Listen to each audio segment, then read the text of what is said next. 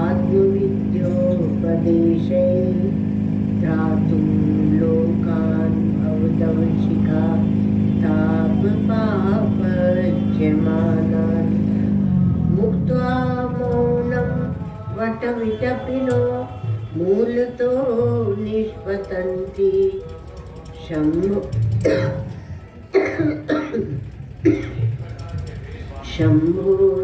शम्भोर्मूर्तिश्चरति भुवने शङ्कराचार्यरूपा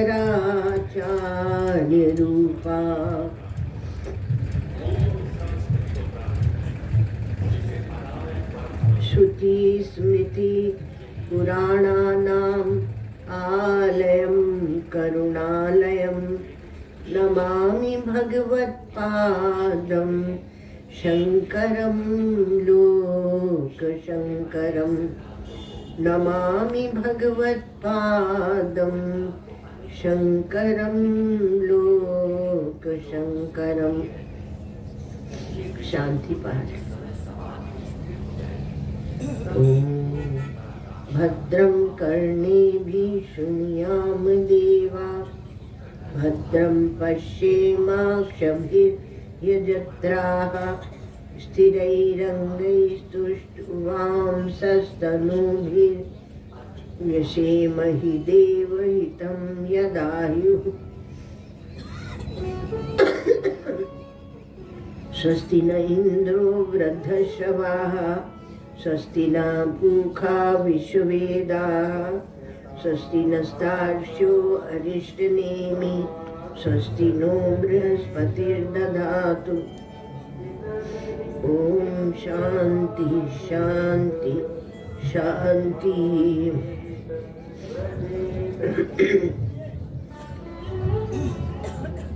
प्रज्ञानांशु प्रतानै स्थिरचरनिकर व्याप्य लोकान् भुक्त्वा भोगांस्तविष्ठान् पुनरपि धिषणोद्भासितान् कामजन्यान् पीत्वा सर्वान् विशेषान् स्वपिति मधुरभुं मायया भोजयन्नो माया संख्यातुरीयं परममृतं अजं ब्रह्म यत्सन्नतोऽस्मि। यो विश्वात्मा विधिज विषयान् प्राप्य भोगांस्तविष्ठान् पश्चाच्चार्यान् समति भवान् ज्योतिषास्त्रेण सूक्ष्मान् सर्वाणि तान् पुनरपि शनैः स्वात्मनि स्थापयित्वा हित्वा सर्वान् विशेषान् विगतगुणगणान् पापत्वसौ नस्तुल्यः।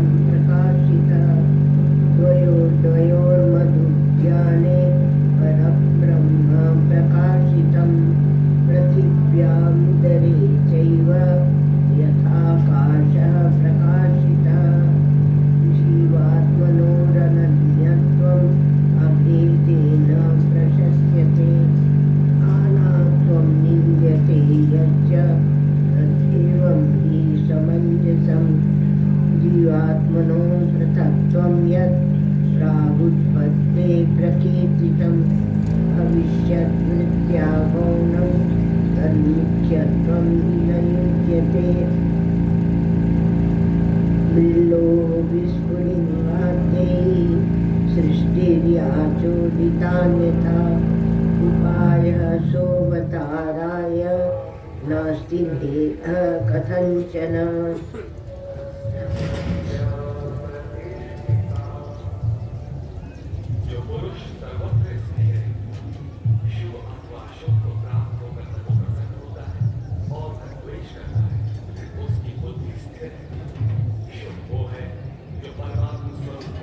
जीवात्मनो पृथक्त्वं यत् प्रागुत्पत्तेः प्रकीर्तितम्। पहले अर्थात उपनिषदों के कर्म कांड में, वेदों में उत्पत्ति बोधक वाक्यों के द्वारा ना जो जीवात्मनो पृथक प्रागुत्पत्ति है, जो जीव और परमात्मा का पृथकत्व, आत्मा से हाँ परमात्मा दीजिएगा, तो जो उनका पृथकत्व बतलाया है, भविष्यत वृत्त्या गौणम, भविष्यत वृत्ति से वह गौण है। तन मुख्यत्वम ही नहीं उच्यते, उसको मुख्य अर्थ उसको मानना ठीक नहीं, उच्यते युक्ति नहीं है, ठीक नहीं है। अर्थात आप तात्पर्य को, श्रुतियों के तात्पर्य को नहीं समझ पाएंगे। नहीं, इसलिए हम लोग वेद को मानते, श्रुति माता को मानते हैं, पर आचार्यों ने जिन्हें उसमें से उसका रहस्य बताया, उनकी भी हम उपासना करते हैं, उनकी भी हम पूजा करते हैं। अब यहाँ भाष्यकार भगवान ने एक शंका उठाई, देखना, ननु श्रुत्यापि जीव परमात्मनो पृथक्त्वं यत् प्रागुत्पत्तेः उत्पत्त्यर्थोपनिषद वाक्येभ्यः पूर्वं प्रकीर्तितं कर्मकाण्डे अनेकशः कामभेदतः। थोड़ा यहीं रुकते, तो कहा ननु, ननु माने प्रश्न है। जब श्रुति ने भी श्रुत्यापि जीव परमात्मा, जीव और परमात्मा का पृथकत्व, प्राग उत्पत्ति कर्म कांड में उत्पत्ति प्रतिपादक उपनिषद वाक्यों द्वारा, उपनिषद वाक्य अवाक्येभ्यः इदं कामः अदं कामः अधः कामः आदि प्रकार से बताया। तो इसमें देखना, कर्म कांड में जो लगे हुए हैं तो बिना कामना के कोई कर्म में नहीं लगता। भाष्यकार भगवान ने तो गणित ही बता दिया, अविद्या, कामना और कर्म। पहले अज्ञान होगा, फिर कामना होगी और फिर कर्म होंगे। तो पहले ही बताया कर्म कांड में काम भेदता। कर्म कांड में बहुत विस्तार है, तो सब उसमें बताए हुए सब कर्म क्या आप कर लेंगे? नहीं, इसलिए हम काम भेद से, इच्छा आपकी क्या है उसके भेद से बताया गया।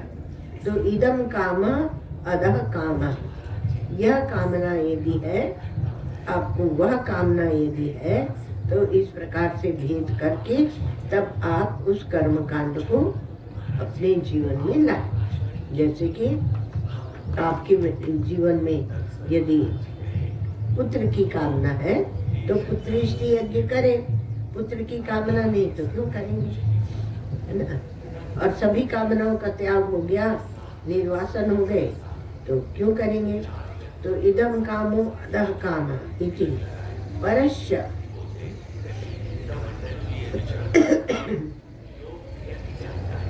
इससे क्या बताया? जीव परमात्मनो हो पृथक्त्वम, वो जीव और परमात्मा की उत्पत्ति से पूर्व जो भेद है वो किसके कारण भेद है? कामना के कारण। महाराज, जो कामना करते हैं वो मन्ने माना सकाम भी जायते तत्र तत्र, वो कामना के कारण वहाँ वहाँ पैदा होता रहता है।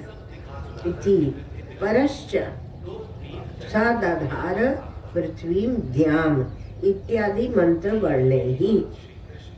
तो ऋग संहिता में बता दिया कि परमात्मा का, उसने परश्च मन परमात्मा का वर्णन किया कि पृथ्वी और जीवलोक को उसने धारण किया। तो इत्यादि मंत्र वर्णों से पृथक ही निर्देश किया है। तत्र कथम कर्म ज्ञान कांड वाक्य विरोधे ज्ञान कांड वाक्यार्थस्यैव एकत्वस्य सामंजस्यम अवधार्यते इति। अब पूर्व पक्षी है, ननु जहाँ कहते माँ पूर्व पक्षी होता है, तो वो बोलते हैं कि मंत्र वर्ण में भी कहा उसने पृथ्वी और जीवलोक को धारण किया, तो पृथक ही निर्देश। तब जब वह बात है तो इस कर्म कांड और ज्ञान कांड के वाक्यों में विरोध, वो भी वेद है वो भी वेद है। अब इसका तुम सामंजस्य बिठाओ, उनके वाक्यों में विरोध है, तो विरोध उपस्थित होने वाले उसमें केवल ज्ञान कांडोक्त एकत्व को ही हम यथार्थ माने और दूसरे को नहीं माने, यह निश्चय कैसे किया जाए कि हम उन वाक्य मैंने वेदों के जो वाक्य होते हैं तो पद वाक्य प्रमाण ऐसे विचार चलता हुआ, तो कहा कि उनको हम माने, किसको माने और किसको नहीं माने। मंत्र वर्ण में वहाँ ऐसे बताया जा रहा है और यहाँ ऐसे बताया जा रहा है, तो हम किसको माने किसको नहीं माने। तो भाष्यकार भगवान ने स्वयं प्रश्न उठा के और उत्तर देते हैं। आप क्या प्रश्न उठाएंगे? जितने प्रश्न हमारे आचार्य खुद ही उठाते थे पूर्व पक्ष बनाकर। तो कहा अत्र उच्यते, अब ऐसे ही नहीं बोलेंगे, प्रमाण के साथ बोलेंगे, अर्थात उपनिषद प्रमाण के साथ बोलेंगे। यतो वा इमानि भूतानि जायन्ते, तैत्तरीय, यतो वा इमानि भूतानि जायन्ते येन जातानि जीवन्ति यत् प्रयन्ति अभिसंविशन्ति तद् विजिज्ञासस्व तद् ब्रह्म। ये वो दिया। और यथा अग्ने क्षुद्रा विस्फुलिंगा, पहले तो जहाँ से सब भूत उत्पन्न होते हैं और क्षुद्र अग्नि से नन्ही नन्ही चिंगारियाँ निकलती हैं, इसलिए यथा अग्नि क्षुद्रा विस्फुलिंगा। तो ये तस्मात् आत्मन आकाश संभूता, एक और श्रुति दी कि उसी इस आत्मा से आकाश उत्पन्न हुआ। थोड़ा थोड़ा देते हैं क्योंकि उन्हें ऐसे लगता है कि आपने शायद सब पढ़ा होगा, भाष्यकार भगवान ऐसे सोचते हैं। तो तस्माद आत्मना आकाशात् संभूता, आकाशात् वायु, वायु अग्नि, ऐसे पूरी सृष्टि आती है। तद ऐक्षत, छांदोग्य में भी प्रकरण आया कि उसने ईक्षण किया। ये ईक्षण बहुत जबरदस्त है। ये ईक्षण अर्थात वही चेतन ज्ञान शक्तियों कहाँ तक जाती है। और तत् तेजो असृजत, उसने तेज को रचा। इत्यादि उत्पत्त्यर्थोपनिषद वाक्येभ्यः प्राक् पृथक्त्वं कर्म कांडे प्रकीर्तितम् यत्तन्न परमार्थम। तो कहा कि जो इस प्रकार से इत्यादि उत्पत्त्यर्थक उपनिषद वाक्यों के द्वारा, उपनिषद वाक्य प्राक, उपनिषद वाक्यों के पहले उत्पत्ति परक जो वाक्य है उससे पहले ही कर्म कांड का विधान है। जो उपनिषद के वाक्य हैं उनके पहले कर्म कांड और उसमें पृथक्त्व, तो पृथक्त्व का प्रतिपादन किया गया। प्रकीर्तितम यत्तन्न परमार्थम, किंतु वह परमार्थता नहीं है। किम तरी, तो कैसा है?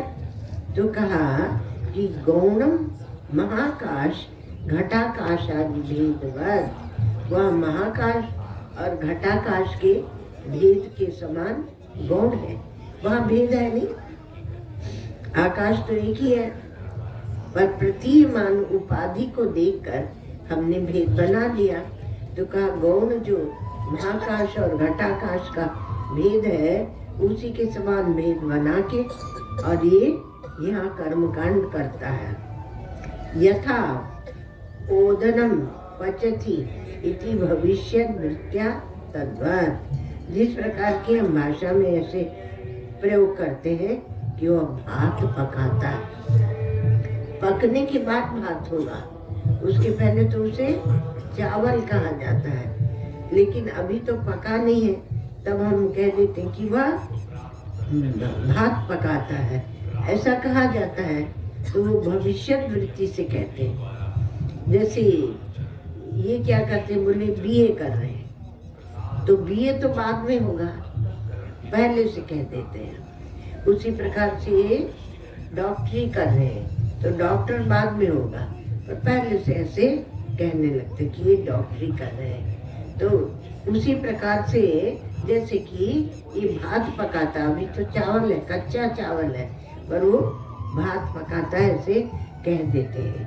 नहीं भेद वाक्या नाम कदाचित अपि मुख्य भेदार्थम भेदार्थत्वम उपपद्यते।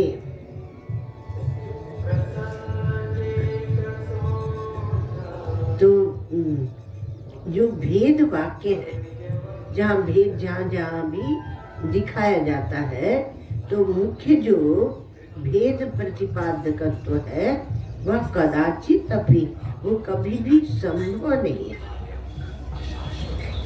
अर्थात वो भेद वाक्य जो है उनको मुख्य अर्थ में आप नहीं ले जाइए।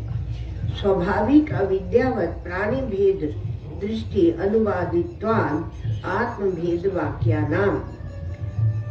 जैसे आत्मा के भेद के वाक्य जो है वो उनमें मुख्य भेद प्रतिपादकत्व संभव ही नहीं है, क्योंकि भेद वचन तो अज्ञानी पुरुषों को स्वाभाविक ही भेद दृष्टि ही अनुवाद करने वाले हैं, भेद दृष्टि का ही अनुवाद करने वाले।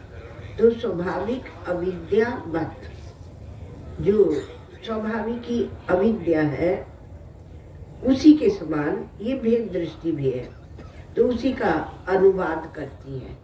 वो वहाँ उपदेश नहीं है, वहाँ केवल अनुवाद है, अनुवाद किया गया है। यह च उपनिषत्सु, एक तो आपने ये देखा यहाँ कि जो भेद दृष्टि का प्रतिपादन है प्राग उत्पत्ति है, तो वह किस दृष्टि से है, क्योंकि भविष्य वृत्ति से वह गौण हो जाएगा। तो किस दृष्टि से है, क्योंकि वहाँ हम भेद को, भेद वाक्य वो अज्ञानी पुरुष की जो स्वाभाविक ही कर्मों में प्रवृत्ति है, भेद दृष्टि है, कामना है। दूसरा होगा तो कामना तो होगी, वस्तु की कामना, व्यक्ति की कामना, परिस्थिति की तो कामना होगी। कामना होगी तो उसको, उसके लिए कर्म बताया जाएगा। तो कर्म कांड बहुत बड़ा हिस्सा है वेदों का, क्योंकि कामनाएं बहुत है, बहुत कामना। तो इसीलिए बोलते हैं इदम कामः अधः कामः, ये कामना है, इदम कामः अधः कामः। तो ये कामना क्या है, ये कामना ही ईश्वरत्व को दिखाती है, जीवत्व को दिखाती है कामना। और यहाँ क्या है, यह च उपनिषत्सु उत्पत्ति प्रलयादि वाक्य ही जीव परमात्मनो एकत्वमेव प्रतिपादयिषितं तत्त्वमसि। अब यहाँ तो क्या है कि एकत्व प्रतिपादक ही लिया गया है, तो तत्त्वमसि अन्यो असा अन्यो अहम अस्मि इति न स वेद इत्यादि भी। तो उपनिषदों में कहा यहाँ का कि तू वह है, तुम आत्मा हो, यहाँ अन्य है और मैं अन्य हूँ, यह अन्य है और मैं अन्य हूँ। ऐसा जो जानता है वह नहीं जानता। अन्यो सा अन्यो अस्मिति न स वेद, वो जानता ही नहीं कुछ। तो इत्यादि जो बात कही गई है श्रुतियों के अनुसार, वह उसको भी आप ध्यान में रखना कि तुम बहु तत्वमसि और अन्यता का कोई सम्मान नहीं है श्रुतियों में। अतः उपनिषत्सु एकत्वम, इसलिए उपनिषदों में जो श्रुतियों को एकत्व ही प्रतिपादन करना इष्ट होगा तो भविष्य वृत्ति से। अतः उपनिषत्सु एकत्वम श्रुत्या प्रतिपादयिषितं भविष्यति इति भाविनीम् एक वृत्तिम आश्रित्य लोके भेद दृष्टि अनुवादो गौण एव इति अभिप्राय। इसलिए उपनिषदों में श्रुति को एकत्व प्रतिपादयिषितं अर्थात प्रतिपादन करना ही उन्हें अच्छा लगता है, उनका इष्ट वही है। भविष्यति इति भाविनीम एक वृत्तिमाश्रित्य, इसलिए भविष्य में एक वृत्तिम आश्रित्य लोके भेद दृष्टि अनुवादो गौण, इसलिए वहाँ आशय उसी का है कि एकत्व का प्रतिपादन किया जाए क्योंकि आगे वही बताना है। तो अभी जो बताएंगे वो आगे जो बताया जाएगा उसी को तो दृष्टि में रख के बताया जाएगा। अभी कुछ और बताएंगे, आगे कुछ और बताएंगे, ऐसा नहीं। तो अभी कह दिया सृष्टि होती है, वहाँ सृष्टि को लेके फिर मटिया मेट कर दिया, तो ये बात नहीं है। तो जैसे भविष्य वृत्ति से बात की जाती है तो वह उनको इच्छा तो ये है कि हम श्रुतियों में एकत्व का ही प्रतिपादन करेंगे, भेद दृष्टि निवृत्त करनी है। अथवा फिर आगे श्रुतियाँ, वो तो श्रुतियाँ तो भाष्यकार इतनी बोलते हैं कि उन श्रुतियों को ही देखते रहो तो आपका समय चला जाएगा, समय ही नहीं है। अथवा तदैक्षत, पूरा ही कर लेते हैं हम लोग इसको, तदैक्षत तत्तेजो असृजत इत्यादि उत्पत्ते है प्राक् एकमेवा द्वितीयम इति एकत्वं प्रकीर्तितम तदेव च तत्सत्यं स आत्मा तत्त्वमसि इति एकत्वं भविष्यति इति ताम भविष्यत् वृत्तिम् अपेक्ष्य यज्जीवात्मनो पृथक्त्वं यत्र क्वचित् वाक्ये गम्यमानं तद्गौणं यथा औदनं पचतीति तद्वत्। उसने इच्छा किया, तदैक्षत,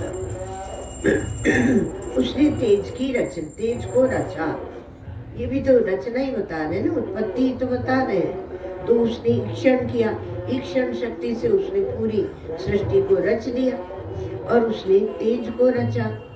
तो तेज को रचा तो एक पंचभूत में से एक का नाम लेंगे तो और भी उसी ने रचा।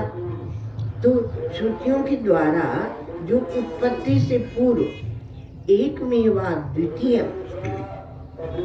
पहले उत्पत्ति से पूर्व क्या बताया, एकमेवा द्वितीय प्रकार से इत्यादि प्रकार से एकत्व का एकत्वं प्रकीर्तितम, एकत्व बताया गया है वह, और उसे तत्सत्यम स आत्मा, वह सत्य है और वह आत्मा है और वही तू है। इसमें क्या है, एक बात आपको बता दें इसमें कि जो जितने हमारे दूसरे दर्शन हैं और जितने सब में साधन पक्ष है, एकमात्र वेदांत ही सिद्ध पक्ष का प्रतिपादन करता है और इसलिए हम घबरा जाते हैं। अब साधन पक्ष है वहां पर, तो आप धर्मानुष्ठान कीजिए और धर्मानुष्ठान से क्या होगा आपके जीवन में कि एक पुण्य की उत्पत्ति होगी, तो ये बता दिया। उसी प्रकार से यदि आप उपासना करेंगे तो आपके मन की आसक्ति जाएगी, और यदि आप योग करेंगे, योगानुष्ठान, तो योगानुष्ठान करेंगे तो आपके चित्त को समाधि की अवस्था प्राप्त होगी। जब समाधि प्राप्त होगी तो आप विक्षेप से घबराएंगे, और जब आप उपासना करेंगे तो जब आपकी वृत्ति बदल जाएगी, तदाकार वृत्ति करनी है, तो वृत्ति बदल जाएगी तो फिर आप परेशान हो जाएंगे, तो कहीं कोई था नहीं मिलती। और धर्मानुष्ठान भी कितने करेगा, और अन्य जो कर्म है वो तो आपके अंतःकरण को शुद्ध करते नहीं, जो अनुष्ठान कर्म है वही करते हैं। तो वह जितना भी विभाग है वह साधन साध्य का विभाग है, और यहाँ जो परमात्मा है वह सिद्ध है। इसलिए वहाँ जो वाक्य है वो साधन वाक्य है, और यहाँ जो वाक्य है, वाक्य यहाँ शब्द आया ना, तो यहाँ जो वाक्य है वो सिद्ध वाक्य है, क्योंकि सिद्ध वस्तु का निरूपण करते हैं इसलिए उन्हें हम सिद्ध कहेंगे। और साधन वाक्य है क्योंकि वो साधन का निरूपण करते हैं। और दृष्टांत इन्होंने लिया है, भात पकाता है, अभी तो चावल कच्चा है, फिर उसे भात क्यों कह दिया? तो भात पकाता है, तो भविष्यत वृत्ति से कहा। उसी प्रकार से वो एक ही परमात्मा है, यही बताने के लिए पहले की भी बात, बीच की भी बात और बाद की भी बात। तो वो आपकी बुद्धि में है, भूत भविष्य वर्तमान। पहले सृष्टि नहीं थी या सृष्टि थी, ये सब आपकी बुद्धि में उठेगा। वहां कोई ये दृष्टि नहीं है। क्यों? क्योंकि सृष्टि है ही नहीं, भासमान है, प्रतीयमान है। इसलिए धीरे धीरे आपको ले जाते हैं। पहले पाप पुण्य का आरोप है, अध्यारोप है, और जब काम, क्योंकि पाप पुण्य, वो कहेंगे क्यों अध्यारोप किया? क्योंकि आप करते हैं पाप पुण्य, अंतःकरण को दूषित आप करते हैं, आप राग द्वेष को लेकर आप पाप पुण्य करते हैं। इसलिए जब आप करते हैं तो फिर उसकी कोई व्यवस्था तो बतानी पड़ेगी ना, व्यवस्था बतानी पड़ेगी। और इसलिए कर्म का, धर्म का विभाग आया, सबसे प्रथम है धर्म का विभाग। आधार बनाता है आपको आगे चलने के लिए, वही धर्मो धार्यते प्रजा, धर्मो विश्वस्य जगता प्रतिष्ठा। तो धर्म आपको आगे लेके जाता है, और धर्म ऐसा है कि जिसकी दृष्टि लक्ष्य पर है, मोक्ष पर है। इसलिए धर्म आपको धारण किए रहता है। तो यह, और जब आप उसका स्वाद ले लेते हैं तो आप उसे छोड़ना नहीं चाहते, क्योंकि धर्म बैठता है बुद्धि में, अर्थ बैठता है बाहर, काम बैठता है मन में, और धर्म बैठता है सूक्ष्म पवित्र बुद्धि में, जो न्याय अन्याय का विवेकी की बुद्धि में बैठता है। तो विवेकशालिनी बुद्धि है जो न्याय अन्याय का, उचित अनुचित का निर्णय करती है। और जब उस बुद्धि में आप जाकर सुख लेते हैं, तब छोटा सुख आपको आनंद सुख नहीं देता है। कि हम दारू पीकर सुखी हो रहे हैं तो सुख आपको अच्छा ही नहीं लगेगा, वो सुख हमें नहीं चाहिए, क्योंकि आपने एक सूक्ष्म सुख का आस्वादन कर लिया है जो बुद्धि में बैठता है। तो दैहिक मानसिक इन सुखों से आप ऊपर उठ गए, धर्म ने आपको ऊपर उठाया और आपकी बुद्धि को पवित्र किया। किस लिए किया? कि आप उस वस्तु को जान सकें जो सत्य आप स्वयं हैं। कोई ब्रह्म बना के आपके ऊपर थोपा नहीं गया, वो कहे कि वो तो कुछ ब्रह्म ब्रह्म करते रहते हैं और महाराज हमें तो कुछ समझ में नहीं आता। ब्रह्म कोई ऐसी वस्तु नहीं है कि कहीं आकाश में लटकी, ब्रह्म कहीं ऊपर रहता होगा और हम तो जीवात्मा है। तो ये जो जीवात्मा आप हैं उसी को शुद्ध किया जाएगा, उसको बोलते शोधन, तत्पदार्थ शोधन, त्वम पदार्थ शोधन। तो इसके लिए दूसरी भूमिका में भक्ति आ जाती है। तो भक्ति और शुद्ध करती है। तो भक्ति कैसे शुद्ध करती है कि आपका जब ईश्वर से प्रेम होता है, भले वो परोक्ष है, भले आप उन्हें जानते नहीं, और जितना जितना जानेंगे सुन सुना कर जानते, देखा थोड़ी भगवान को, हम सुन सुना कर जानते हैं। और ये तो बाद की बात है कि कह दिया जाएगा। हमारे रामकृष्ण परमहंस देव कहते थे कि इस घोर कलिकाल में भी ब्रज की रज, जगन्नाथ जी का महाप्रसाद और गंगा जल, ये साक्षात ब्रह्म है। तो आपको नहीं दिखते, ये बोलते थे साक्षात ब्रह्म है। ब्रह्म है अर्थात चेतन है, चेतन। इसलिए महात्माओं का क्या होता है, शरीर छोड़ते हैं क्योंकि उनका शरीर भी चेतन है, दिव्य है, वो मंदिर रूप है। तो इसलिए उसको जलाया नहीं जाता। उसको जलाएंगे तो वो तो उस देह में एक पवित्र आत्मा विराजती थी, एक देवता का वह मंदिर था। तो इस कारण से उसको जलाते नहीं। तो कहा कि गंगा जल और ये सब इतने पवित्र हैं। तो अविद्या के कारण ही हम केवल जान नहीं रहे। अविद्या, उसमें भी आपका एक आग्रह ही है, आग्रह। क्योंकि जो संस्कार पड़ गए तो संस्कार पड़ गए। अब वो संस्कार इतने गहरे हैं कि जो आपको ये ज्ञान के संस्कार दिए जाएंगे तो आप उसमें प्रश्न अवश्य उठाएंगे, उठाना चाहिए। क्योंकि जब वो प्रश्न उठते हैं और जो कहते हैं हमारे तो अब कोई प्रश्न ही नहीं उठते, तो हो सकता है प्रश्न नहीं उठते हो, और हो सकता है कि वो गहन चिंतन एकांत में बैठकर नहीं करते हो। उन्होंने अपना समय इधर उधर फेंक रखा। एक बात बताएं आपको, जो समझने लगते हैं थोड़ा बहुत वेदांत और फिर उसके बाद अनुष्ठानों में लगे रहते हैं, इसके लिए अनुष्ठान, उसके लिए अनुष्ठान लगे रहते हैं। हम देखते हैं सबको, सब लगे रहते हैं। हम उसके उनकी रक्षा के लिए कर रहे हैं, ये कर, तो अनुष्ठानों में लगे रहते हैं।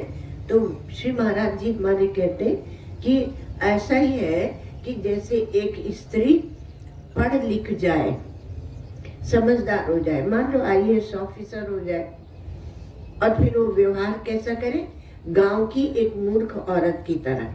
ये दृष्टांत देते थे कि व्यवहार में क्या करे, बोले ऐसे ये अनुष्ठानों की कथा है। एक और तो तुम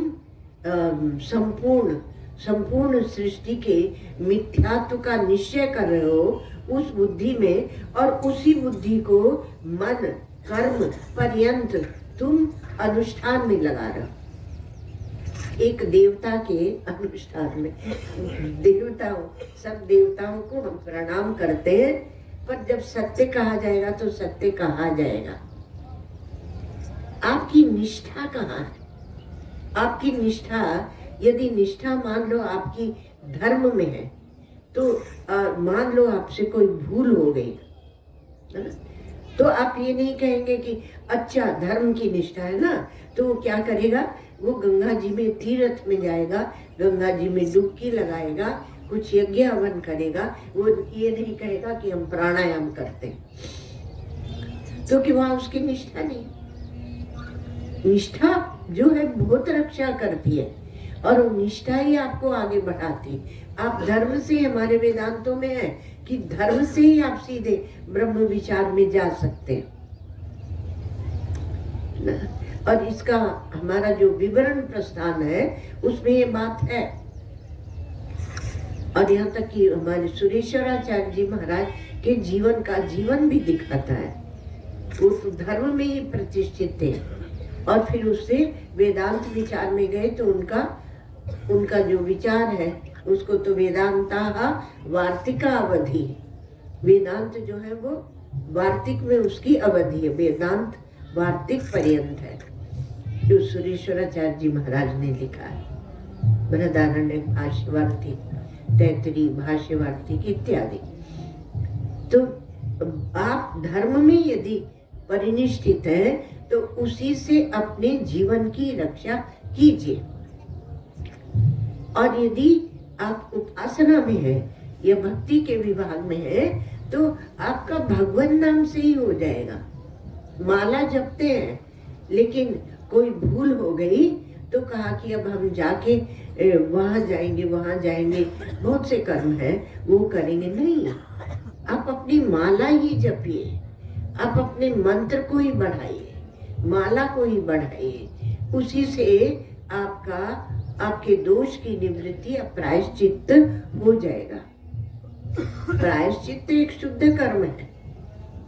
प्रायश्चित्त को ऐसे मत समझिए कि वो निष्काम कर्म है। प्रायश्चित्त हमसे कोई, सब कर्म के भी रहस्य होते हैं, हमसे कोई भूल हो गई, किसी के प्रति अपराध हो गया, जैसे हमने एक अपराध किया था तो हम बताते हैं सबको, उनको भी बताते हैं जिनके प्रति किया था। तो हमारे छोटे थे तो हमारी बड़ी बहन की जो गुड़िया थी, उन दिनों गुड़िया हाथों से बनाई जाती थी।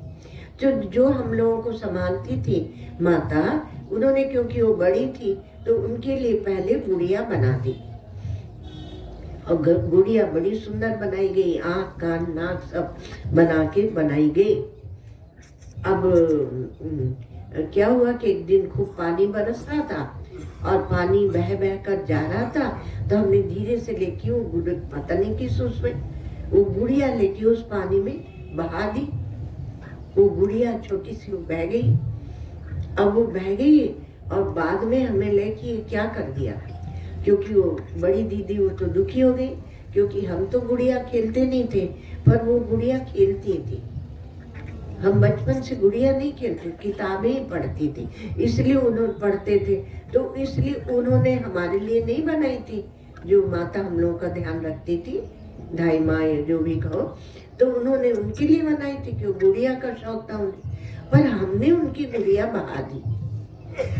तो हम अभी भी उनसे बताते हैं हमने आपकी गुड़िया बहा दी थी और फिर चुप रहे थोड़ी देर, फिर बाद में बता दिया, क्योंकि छुपा कुछ पाते ही नहीं थे, तो बाद में बता दिया हमने आपकी गुड़िया पानी में बहुत ढूंढ रही थी सब जगह, गुड़िया कहाँ गई, गुड़िया कहाँ गई, हमने पानी में बहा दी थी।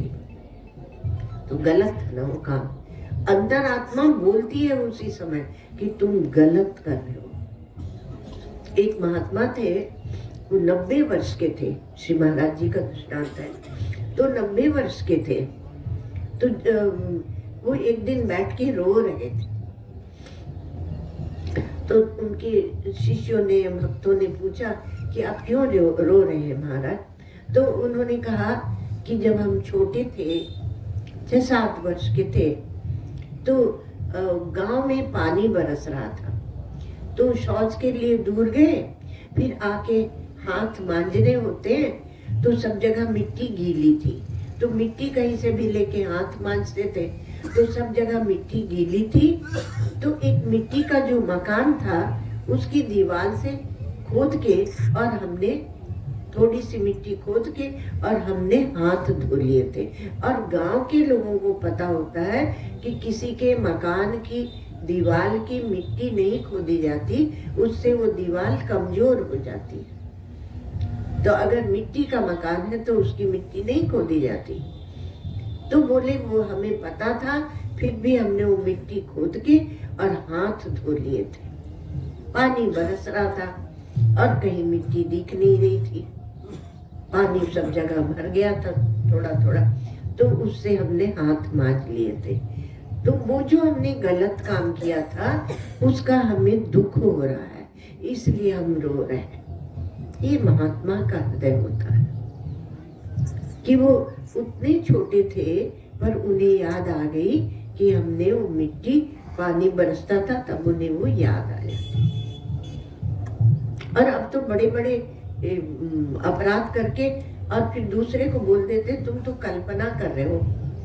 हम तो इतनी गालियां देने के बाद और बोल देते हैं कि हम तो ऐसे कुछ बोले, हम क्या ऐसे बोलेंगे, हम क्या ऐसे बोल सकते हैं, तुम तो कल्पना कर रहे हो। तो हम कटु बोलने का एक कष्ट जो होता है, मतलब जो सुनने वाला उसको जो कष्ट होता है वो कष्ट बड़ा भारी होता है। कभी कभी उसको ब्लड प्रेशर भी हो जाता है, कभी वो दुखी भी हो जाता है। हमारे महाराज जी कहे कि एक माता थी तो वो हॉस्पिटल में गई अपने पति को देखने, उनको बहुत ब्लड प्रेशर था तो डॉक्टरों ने रखा हुआ, तो वो वहां जाके, महाराज जी बोले हमारे आंखों की देखी हुई घटना, तो वहां जाके वो पति से कहे कि ये इसमें तुमने जो बिल बनाया है इसमें इसके नाम क्यों नहीं, मेरे नाम क्यों नहीं रखा, उसके नाम क्यों नहीं। तो बोले वो क्या है आजकल की माताएं, वो पतिव्रता है कि क्या है कि पति की तो इतनी तबीयत खराब है और उनको ये वाली प्रॉपर्टी मुझे दो, ये वाली प्रॉपर्टी ऐसे कह के और झगड़ रही है पति के साथ। तो पतिव्रता की तो बात जाने दीजिए, उसको शांति से जीने दे, वही बहुत बड़ी बात। पहले उसको, सामने वाले व्यक्ति को शांति से जीने दे, वही माताओं की बड़ी कृपा है महाराज। शक्ति रूपिणी होती है, बड़ी जबरदस्त शक्ति होती है। तो ऐसी बात है। तो आपको यदि जो कुछ भूल हुई है तो धर्म की निष्ठा है तो धर्म से प्रायश्चित करें, और भक्ति की निष्ठा है तो भगवान नाम से प्रायश्चित करें, है ना। और यदि आपको योग की निष्ठा है तो आप एकांत में बैठ के समाधि लगाएं। प्रत्येक निष्ठा अपने आप में बलवती, ये नहीं कि आप प्रायश्चित के लिए जाके अब यज्ञ हवन करेंगे, ब्राह्मणों से अनुष्ठान करवाएंगे, नहीं। आपकी योग की निष्ठा तो आप उसी में प्रतिष्ठित रहिए, और ज्ञान की निष्ठा है तब क्या करोगे भाई? है किसी की ज्ञान की निष्ठा? कोई है तो हाथ उठाओ। शाबाश। 2 बच्चे तो निकल आए। तो ज्ञान की निष्ठा होगी तब क्या करेंगे? तब वो आप अपने विचार में ही लगे रहिए, और ये जो भूल हुई है उस भूल को और दृढ़ मत कीजिए, उसको हल्का करके और अत्यंता भाव में जाने दो।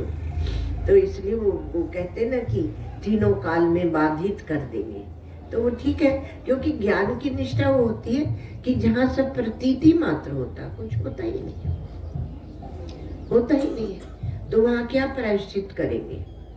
तो यहाँ पर जो ये श्लोक है, जीवात्मनो पृथक्त्वम, आत्मा और जीव की जो पृथकता है, या जीव और परमात्मा की जो पृथकता है, वह पहले जो श्रुतियां प्रतिपादित करती हैं, पर आगे वो अध्यारोप है, क्योंकि आप जहाँ बैठे हैं उसके लिए, और इसलिए इदम काम अधः काम, जब तक कामना है तब तक ये जीवत्व बना रहेगा। इसलिए इदम काम अधः काम जो यहाँ बताया वाक्य क्या कर्म कांड में, तो यहाँ काम भेदत इदम कामो अधः काम इति भाष्यकार भगवान कहते हैं। और परश्च तो जीव और परमात्मा का भेद बताया जाता है। भाष्य में फिर से आ गए थे प्रारंभ से, सदधार पृथ्वी द्याम, और उसने पृथ्वी और द्युलोक को धारण किया। ऐसे उत्पत्ति भी बता ही रही श्रुति। तो जब परमात्मा वही सृष्टि बना रहा है तो आप उसको कैसे कह सकते कि ये सृष्टि है नहीं? और केवल एक परमात्मा है। जो आपने कहा कि जीव और आत्मा एक है और नाना तो जो दिख रहा है उसकी निंदा करती है श्रुति। तो ये हम जो कामना देखते हैं तो उसके कारण भेद बनता है। कामना कई प्रकार की हो सकती है। और जितना कर्म कांड है, कि आप संपूर्ण कर्म कांड का कोई अनुष्ठान कर सकता है? नहीं कर सकता। तो जिसकी जो कामना होगी उसके अनुसार करेगा। इसलिए तो समाधान में ये कहा गया कि हाँ, उसमें जब ये कहा जाता है कि जहां से भूत प्रकट हुए, यतो वायुमानि भूतानि जायन्ते, ये एक श्रुति थी। तो जिस परमात्मा से सभी भूत उत्पन्न हुए हैं उसकी ओर दिखाने के लिए ये वाक्य है। सृष्टि के कर्म को दिखाने के लिए नहीं है। श्रीमद् भागवत में एक बात आती है, एक हंसोपाख्यान। तो हंसोपाख्यान में वो कहते हैं कि एक बार ब्रह्मा जी सृष्टि कर्म में लगे हुए थे। तो इसका ये कर्म है तो इसको ये योनि दो, इसके लिए ऐसा शरीर की रचना करो, योनि तो वो देते हैं, उनका विभाग अलग है यमराज का। पर ब्रह्मा जी ये देख रहे थे कि किस किस प्रकार का शरीर बनाना है। तो जब प्रलय हुआ तो सब अपनी अपनी वासना को लेके और प्रलय में सब एक हो गए। तो ब्रह्मा जी एक एक की वासना के अनुसार उसको शरीर दे देते हैं। जब प्रलय से उठते हैं तब ब्रह्मा जी बना रहे थे। तो बहुत ज्यादा काम था। अभी प्रलय हुई है और अभी सृष्टि हो रही है। तो बेचारे बुद्धे बाबा ब्रह्मा जी को बहुत ज्यादा काम, तो काम में लगे हुए और इतने में सनत, सनंदन, सनातन और सनत कुमार चारों बालक उनके पास पहुंच गया और उन्होंने कहा कि हमारा प्रश्न है, हमारे प्रश्न का आप उत्तर दीजिए। तो क्या है तुम्हारा प्रश्न? तो कहा कि हमारा चित्त जो है वह विषयों में जाता है, यह विषय हमारे चित्त में आते हैं। हमें ये समझ में नहीं आ रहा कि चित्त हमारा विषय में जाता है, यह विषय हमारे चित्त में आते, तो हम कैसे इनसे मुक्त हों? और सचमुच बैठ के जब हम देखते हैं तो हमारे हृदय में विषय होते हैं, वही सामने प्रकट हो जाते हैं, और जो सामने प्रकट होते हैं वही हमारे हृदय में आते हैं। तो हम इस झंझट से हमारा छुटकारा कैसे हो? तो ब्रह्मा जी ने कहा कि ये तो प्रश्न बड़ा विचित्र, नाम भी पश्चात कर्म थी, क्योंकि उनकी बुद्धि कर्म में लगी थी और प्रश्न जो उठा था वो ध्यान से उठा था। तो ध्यान से जो प्रश्न उठा है उसको कर्म बुद्धि वाला कैसे उत्तर दे? तो ब्रह्मा जी ने कहा कि देखो, हम तुम्हारा प्रश्न नहीं समझ पाए। ब्रह्मा जी को बड़ी लाज लगी कि मेरी इतनी बड़ी सफेद दाढ़ी और छोटे छोटे से बच्चे, मैं इनके प्रश्न को ही नहीं समझ पा रहा हूँ। तो उनको बड़ी शर्म आई। ऐसे बना के बताया जाता है। फिर उन्होंने कहा कि भगवान से प्रार्थना की कि हमारी इस विकट परिस्थिति में रक्षा करो। तो भगवान आ गए हंस के रूप में। हंस के रूप में भगवान आए और फिर भगवान ने कहा कि दोनों एक ही है, चाहे बाहर दिखे चाहे अंदर दिखे, दोनों क्या है? एक ही है। तो मन विषयों में जाता है, यह विषय मन में जाते हैं। तो मन को और विषय को तुम अलग अलग मत करो। जैसे जल में तरंग उठती है तो वो एक ही है, मिट्टी से घड़ा बनता है तो वह एक ही है, आग से में चिंगारी निकलती है तो वो एक ही है, वायु में प्राण है तो वो अलग अलग नहीं है। और आपका दृष्टांत कौन सा चल रहा है? महाकाश और घटाकाश का दृष्टांत चल रहा है। उसी प्रकार से मन और ये विषय, तो विषय मन में क्या होता है? विषय और विषय के संस्कार, विषय के संस्कार और वासना। तो जिसमें ये विषय संस्कार मालूम पड़ते हैं वह मनोवृत्ति, वही जाके मनोवृत्ति बनती है और विषय को दिखाती है। तो वो हंस महाराज ने कहा कि ये दोनों ही आत्मा के स्वरूप नहीं है, इसलिए जीवस्य देह उभयम मद रूपो उभयम त्यजेत। ये जीवस्य देह उभयम, ये दोनों जीव के शरीर है, और मद रूपम उभयम त्यजेत, और मेरी ओर ध्यान ले जाके दोनों का त्याग कर दो। अब आप वो घटाकाश का दृष्टांत याद कीजिए। अब घटाकाश क्या है? वही वासनाओं से बना हुआ, वो उपाधि है। उपाधि को छोड़ते ही आप परमात्मा के पक्ष में हो जाएंगे। तो परमात्मा के पक्ष में हो जाओ, ये कहा। आत्मा से एक होकर और अपना ये जो विषय के संस्कार, इनको सबको निरस्त कर दो। ये आपको अभी बता रहे थे ज्ञान में क्या करेगा। तो ज्ञान में ये करेगा कि विषय संस्कार और विषय, इन सब से अपने को पृथक कर लो।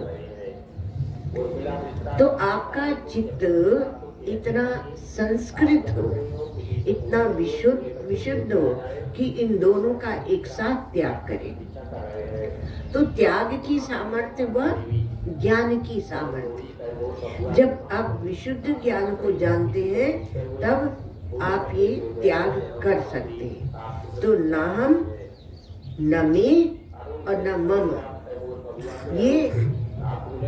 ये जो विषय दिखते हैं, मैं यह नहीं हूँ। और विषय क्या है? विषय क्या है? पहला विषय तो आपका ये शरीर ही है महाराज, जिसको आप दिन रात देखते रहते हो। तो कहा कि यह न मैं हूँ, ना अहम, और न मैं, और नहीं मेरा है। नहीं, मेरा तो है ना शरीर, तब तो इसको नहलाते धुलाते खिलाते पिलाते हैं। अब कभी तो ज्ञान की निष्ठा में बैठोगे, इसलिए कहा कि ना मैं और ना मम, ये मेरा नहीं, आप इसको छोड़ दो। सारी झंझट इसी ने लगा रखी है, व्यक्तित्व की पकड़, व्यक्तित्व की पकड़। और इसने व्यक्तिनिष्ठ बनाया मनुष्य को। और क्या करता है? जब कोई आत्मचिंतन की बात होती है तो दुनिया भर की पूरे भारत की चिंता उसको व्याप्त हो जाती है और बोलता है ऐसे में तो महाराज तुम व्यक्तिनिष्ठ हो जाओगे तो समाज की सेवा कौन करेगा? तुम तो आत्म केंद्रित कहलाओगे, तुम स्व केंद्रित हो जाओगे, फिर समाज की सेवा कौन करेगा? और महाराज हम तो क्षत्रिय हैं, क्षत्रिय का तो कर्तव्य होता है सबके लिए सोचना। ब्राह्मण का भी कर्तव्य होता है अपने को कोई भी एक चीज में बांध के, चाहे ब्राह्मण चाहे क्षत्रिय चाहे जो भी मनुष्य, मानव कह लो कि हम तो मानव हैं, तो हम मनुष्य हैं तो दूसरे सबकी तो चिंता करनी चाहिए ना हमें। वो बोलते हैं कि जहाँ लगी आत्मा तत्व चीन्यो नहीं, त्या लगी साधना सर्व झूठी। सब झूठी कर रहे हो, तो झूठ में फंसे हुए। जब तक आपने अपने आत्म तत्व को नहीं पहचाना तब तक वो सब की सब साधना बेकार है। समय तो हो गया, तो कहा कि जब एकता का भी वर्णन करते हैं, वाक्य और सुना देते हैं आपको कि जब एकता का वर्णन करते हैं, है ना, तो अब ये कर्ता भोक्ता जो बना हुआ, इदम काम अदम काम, तो जो ये कर्ता भोक्ता बना हुआ है और शरीर से एक होकर बैठा है। शरीर दिया ही इसको इसलिए जाता है कि तुम अपनी जो कामना हो वो पूरी कर लो, तो उसी में वो ईश्वर से अलग हो जाता है। तो ध्यान चिंतन अभ्यास जितना भी साधना वह करता है तो उसको साध्य एकता, उसको वहाँ भी एकता मिलती है। सायुज्य आदि मुक्ति है कि नहीं, आप उसको अवश्य लाएंगे यहाँ पर। का समाधि में भी तो एकता हो जाती है, और वो साध्य एकता है ना। और वेदांत जिस एकता का वर्णन करता है वो क्या है, वह सिद्ध एकता है। अब इतना ही आज बोल के पूरा करते हैं। आप इस पर विचार कर लेना कि एक साध्य एकता है और एक सिद्ध एकता है। आप कौन सी चाहते हैं? साध्य चाहते हैं तो यहाँ आने की कोई आवश्यकता नहीं है। जो लोग बोलते हैं ना शिविर में आए हो तो सत्संग में आना, हमने ऐसा कोई नियम नहीं है, क्योंकि ये तो ज्ञान सत्र है। जिसे ज्ञान चाहिए वही आएगा। अधिकांश लोग तो आते हैं, गंगा नहाते हैं और जाते हैं, आते हैं गंगा नहाते हैं और जाते हैं। अब उस उतने में कुछ ज्ञान के शब्द दो चार कान में पड़ गए तो बहुत बढ़िया, मतलब साथ साथ में ज्ञान भी ले लो, पुण्य भी कमाओ और ज्ञान भी लो। तो ये बात दूसरी हो जाती है। तो इसलिए एक सिद्ध एकता है, एक साध्य एकता। ओम सर्वे भवन्तु सुखिनः, सर्वे सन्तु निरामयाः, सर्वे भद्राणि पश्यन्तु, मा कश्चित् दुःखभाग् भवेत्। असतो मा सद्गमय, तमसो मा ज्योतिर्गमय, मृत्योर्मामृतं गमय।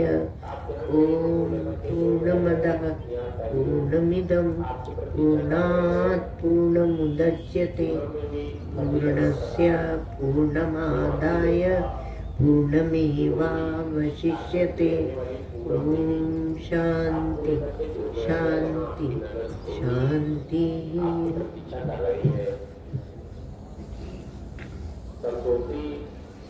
जो माना सिद्धार्थ नगर की संतुष्टि आप मेला क्षेत्र में जान रहे हो।